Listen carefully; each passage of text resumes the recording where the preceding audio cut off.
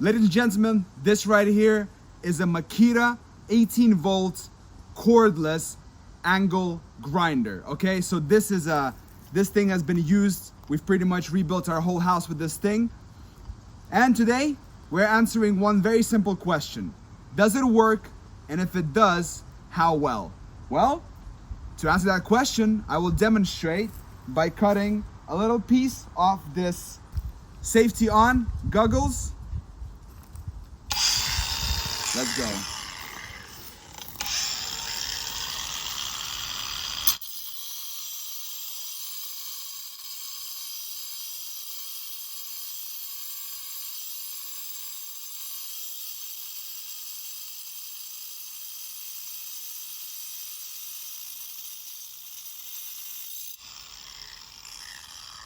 Ladies and gentlemen, I can confirm that this Makita works. If you're thinking about it, get it. It's worth it. But use ear protection while you use it, please. Let's go.